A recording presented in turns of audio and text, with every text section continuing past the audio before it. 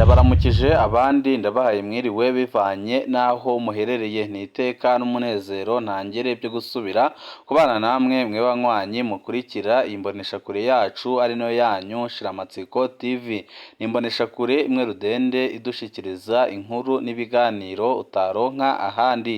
Uyu ni umwanya w'amakuru agezweko ari kuvugwa ngaha mu gihugu c'u Burundi, aho ino mboneshakure yacu ari no yanyu Shiramatsiko TV ibategurira amakuru ahambaye cyane aba ari kuvugwa mu bisata bitandukanye, aho twibanda cyane cyane ku makuru aba ari kuvugwa ku gateka kazina muntu, aba ari kuvugwa mu butungane, aba ari kuvugwa mu cibano, aba ari kuvugwa ku mbuga ngurukana bumenyi, aba ari kuvugwa muri politike ndetse n'andi yose mutamenye mwaranyegejwe turatohoza amaze tukabashikiriza ido nido.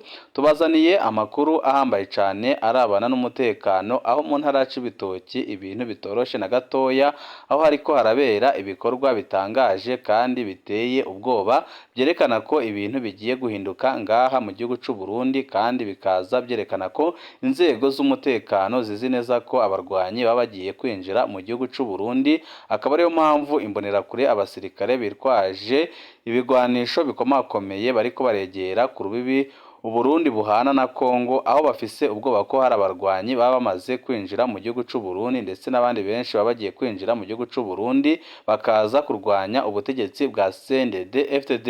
Mu ntara y'Ibitoki hari igitigiri kinini c'abasirikare, abapolisi n'imbonerakure ku rubibi igihugu c'u Burundi gihana n'igihugu ca Repubulika Iharanira Demokarasi ya Kongo, aho bose biteguye kandi bafise ibigwanisho bihambaye cane, bakabikeka ko Red Tabara yabigiye gukora ibitero bikomeye cane mu ntara y'Ibitoki. Akaba ariyo mpamvu inzego z'umutekano zahongereje ingufu, ariko amakuru adushikira akaba avuga ko n'ubundi abarwanyi ba Red Tabara baba bamaze kwinjira mu gihugu c'u Burundi. Ni byinshi tugiye kubashikiriza, iwe c'ubusabwa nta kindi niba ukunda amakuru n'ibiganiro bene nk'ibi dukunda gucisha kuri n'umuyoboro wa YouTube Shiramatsiko TV, byonda kuri sabone canke subscribe kugira ngo ko dushizeho amakuru n'ibiganiro bene nk'ibi ujye uba wa mbere mu gushikirwa nabyo. Mu ntara y'Ibitoki hari igitigiri kinini c'abasirikare, abapolisi n'imbonerakure ku rubibi igihugu c'u Burundi gihana n'igihugu ca Repubulika Iharanira Demokarasi ya Kongo. Amakuru dukura mu ntara y'Ibitoki muri komine Rugombo nuko hibonekeza abasirikare n'abapolisi bafise ibigwanisho rutura hamwe n'imbonerakure nyinshi zitwaje imipanga n'ubufuni.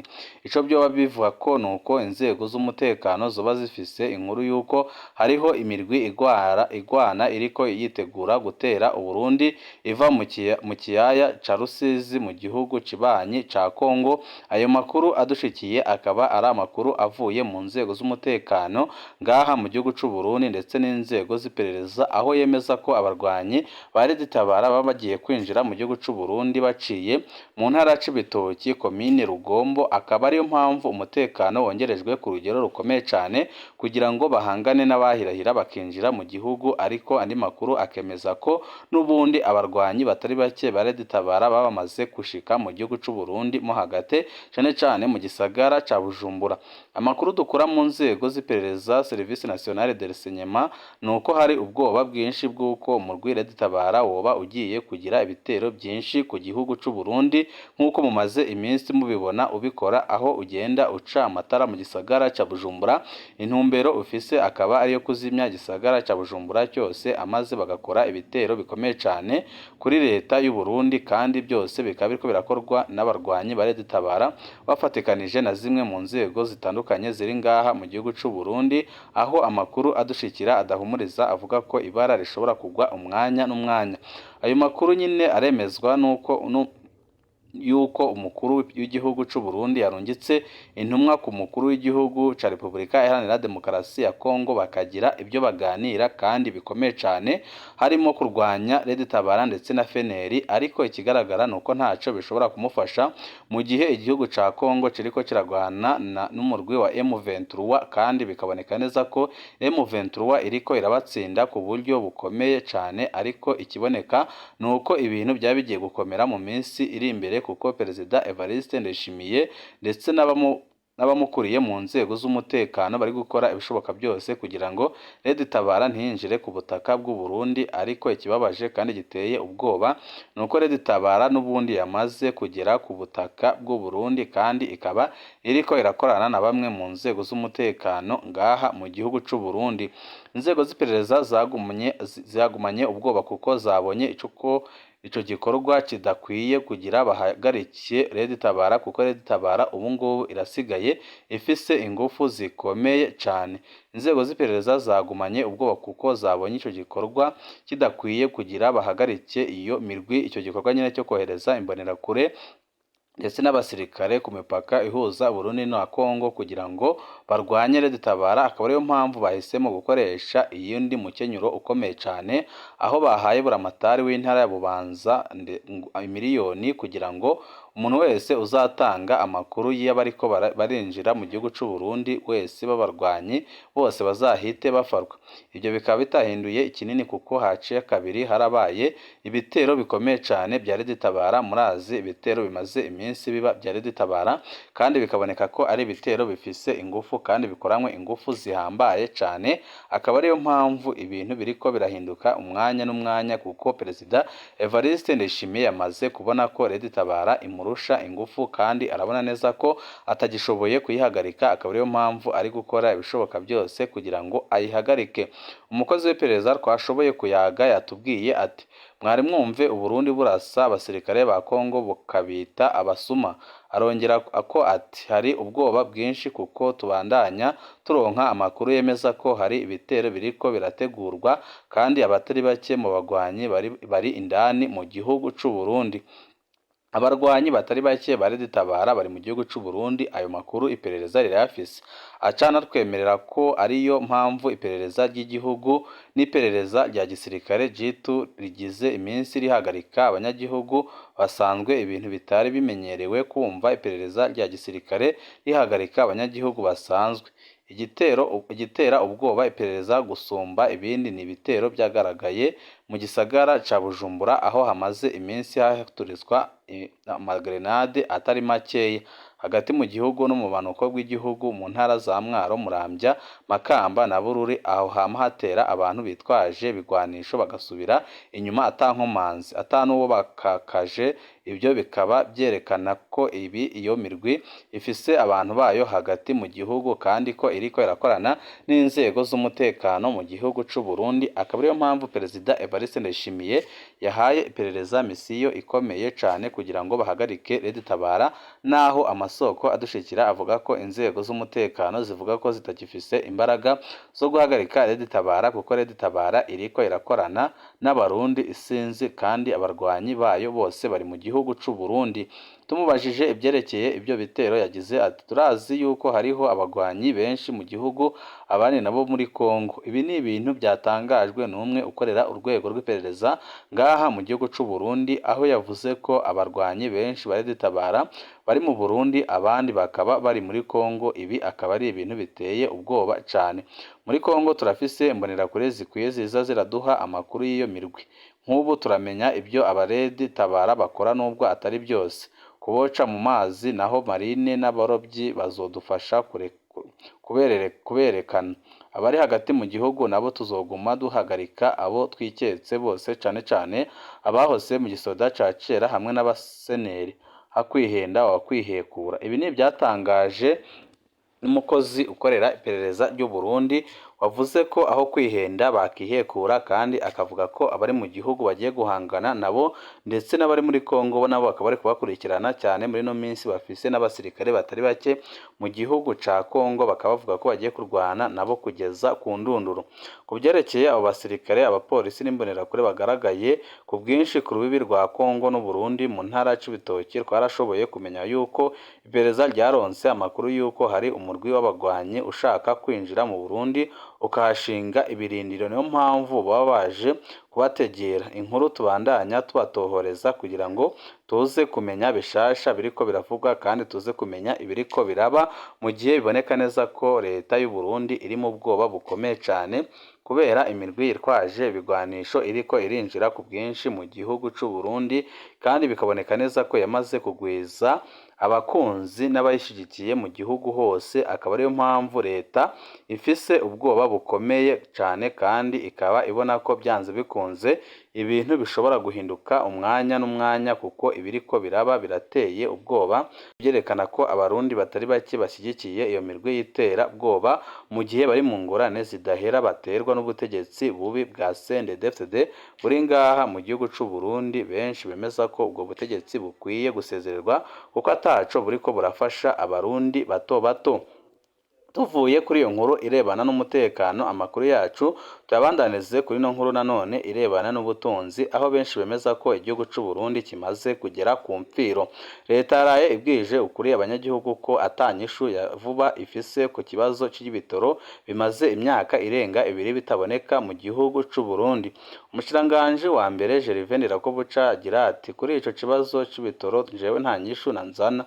Mu gihe yari umutumire mu nama nshingamateka kwa 24 Ndamukiza 2024, umushiranganje wa mbere yarabajijwe ikibazo c'ibitoro bimaze imyaka irenga 2 bitaboneka mu Burundi. Mu kwishura yavuze ko atanyishu ya vuba abona, aca asigura ko abarundi bakwiye kumenya yuko iyo ngorane y'ibitoro ari inkurikizi z'ibibazo leta yahuye nabyo mu gihe leta y'u Burundi yafatirwa ibihano mu mwaka wa 2015. Gervais Ndirakobuca yavuze ko kugira iyo ngorane y'ibitoro itorerwe umuti bisaba ko Burundi buronka ibyo bushora hanze kugira ngo haboneke amafaranga mvamakungu. Aha rero bamwe baribaza bati mbega ibyo bisabwa gushorwa hanze bizoboneka ryari kugira abarundi bave muri iryo ngorane y'ibitoro? Inyishu iguma ari yayindi, ni ikibazo gikomeye cane. Uko biri kose leta irakwiye gukemura ico kibazo kuko ikiri mu biko bisubiza inyuma igihugu c'u Burundi. Ibi akaba ari ibintu babashe kandi biteye ubwoba, byerekana ko igihugu c'u Burundi kigeze ku mpfiro kandi bikaza bishimangira ko iyi leta yananiwe gutunganiriza umwenegihugu. Akaba ariyo mpamvu abarundi isinzi basaba ko yasezererwa kuko biboneka neza ko ataco iriko irafasha umurundi muto muto, kuko uko ibintu byifashe muri no minsi birateye ubwoba kandi birerekana neza ko atanyishu namba leta ifise, kandi birerekana neza ko ibintu bishobora guhinduka umwanya uwo ari wo wose. Reveriyano Ndikuriyo nawe avuga ko abagerageje gutembagaza ubutegetsi batazigera bihanganirwa, kandi akanavuga ko aribo n'ubundi bariko baraza guhungabanya umutekano mu gihugu c'u Burundi. Akaba ariyo mpamvu yatangaje ko bagiye guhigirwa hasi no hejuru, kuko ubu ngubu abagerageje gutembagaza ubutegetsi mu mwaka wa 2015 nibo basigaye banashinjwa ko aribo bahagarariye Red Tabara, nk'uko umukuru w'igihugu akunze kubivuga, akavuga ko Godefroid Niyombare ariwe ubu ngubu usigaye urongoye Red Tabara, ariko ibyatahuriza ko n'abandi barundi babona ko ari ikinyoma gikomeye cyane, ndetse no gushaka gusamaza abanyagihugu kugira ngo bibagirwe ingorane zikomeye cyane Uburundi burimo muri no minsi kubera leta mbi ihari. Abashatse gutembagaza ubutegetsi mu myaka wa 2015 nta kigongwe bakwiye kuronka. Reveriyano Ndikuriyo niwe wabitangaje. Umunyamabanga mukuru w'umugambwe CNDD-FDD Reveriyano Ndikuriyo avuga ko abashatse gutembagaza ubutegetsi bw'umuhisi Petero Nkurunziza atakigongwe bakwiye kuronka, kuko ibyo bakoze n'ibyaha by'agahomeramunwa bunwa. Kubwiwe ngo ababikoze ntibibaze ngo byaraheze, aho bazoba bari hose bazoguma baronerwa bahanwe, kandi nta n'umwe ashobora kubikuraho naho yoba umukuru w'igihugu. Ibi yabivuze mu kiganiro yagiranye n'abamenyeshamakuru inyuma y'inama ya komite nkuru y'umugambwe CNDD-FDD yabaye igenekerezo rya 22 gushika 2023 Ndamukiza 2024. Reveriyano Ndikuriyo yagize ati abashatse gutembagaza ubutegetsi bw'umuhisi Petero Nkurunziza bakoze ibyaha bikomeye by'agahomeramunwa kandi ntibishobora kwibagirwa. Ababikoze bashatse gusenyura demokarasi, kuko umuhisi Petero Nkurunziza yari indongozi yitorewe n'abenegihugu biciye mu matora. Abashatse guhungabanya inzego za 2015 aho bazoba bari hose bazoronderwa bahanwe n'ubutungane, niko yatangaje. Abarundi batari bake baragiye mu myerekano yo kwiyamiriza ikiringo ca gatatu c'umuhisi Petero Nkurunziza bavuga ko kitubahirije amategeko, ibintu bitari bike bikaba byarononekaye. Ku igenekerezo rya 13 Rusama 2015 niho habaye itembagazwa ry'ubutegetsi bw'umuhisi Petero Nkurunziza bikozwe na General Godefroid Niyombare ariko rikaba ritakunze, ariko iryo tembagazwa ry'ubutegetsi rikaba ryarateye ingorane zitari nke mu gihugu c'u Burundi, aho ubu ngubu Abarundi isinzi babayeho nabi cane, abandi bakaba barahunze igihugu c'u Burundi, abandi bakaba barishwe ku buryo bukomeye cane, ndetse abandi bakavuga ko ibi bintu rwose biteye agahinda byabaye mu gihugu c'u Burundi kuko birababaje cane. Igihugu cafashwe mpiri n'umugambwe CNDD-FDD. Amashirahamwe 20 aranira agateka kazina muntu mu Burundi yasohoye urwandiko kuri uyu wa gatanu igenekerezo rya 26 Ndamukiza 2024, umunsi wo kwibuka imyaka 9 iheze hatanguye imyiyerekano yatanguye ku igenekerezo rya 26 Ndamukiza 2014. Umugambwe uri ku butegetsi CNDD ugashasha abo bose bayiroyemwo basaba kubahiriza amasezerano yarusha hamwe n'ibwirizwa shingiro, Abarundi benshi bakicwa, abadapfunzwe bagahunga. Ikinyamakuru Itara Burundi turabacira ku mayange bimwe mu byo twasomye mu rwandiko rwasohowe n'amashirahamwe adaharanira ibyicaro bya politike mu Burundi, aho yamenyesheje ko kuva umuhisi Petero Nkurunziza amenyesheje ko azokwitoza ubugira gatatu haciye imyaka 9 ko igihugu c'u Burundi cagize ingorane nyinshi cane. Muri politike n'umutekano, Abarundi bari bagiye mu myerekano y'amahoro yo kwiyamiriza ihonyangwa ry'ibwirizwa shingiro n'amasezerano y'amahoro no gusubiza hamwe imwe ayarusha barishwe, aha bagatanga akarorero k'umwana w'imyaka 16 yishwe arashwe mu gisagara ca Bujumbura, aho yarashwe amanitse amaboko. Abarundi barenga ibihumbi 25 bakaba bakiri mu buhungiro, abarenga ibihumbi 12 nabo bakaba barishwe nk'uko biri mu byegeranyo biharimwo n'ibya ONU. Ayo mashirahamwe akamenyesha ko ahoza imiryango y'Abarundi bishwe, abazimiye bakaburwa irengero, abapfunzwe n'abahunze ndetse n'impunzi zo hagati mu gihugu zibandanya guhohoterwa. Bakavugana cane abahoze mu gisoda ca kera ex-FABU bama bariko barahagarikwa, bamwe bakaburirwa irengero bigizwe n'uruhare na CNDD-FDD. Ku bijanye na politike n'amategeko, ayo mashirahamwe yamenyesheje ko ubutegetsi bwa CNDD-FDD ko bwasubije inyuma intwaro rusange bagatanga uburorero butari buke, aho bavuga ko ibyakozwe na CNDD-FDD ari amakosa akomeye cane ko bakwiye kubihanirwa ku buryo bw'intangarugero.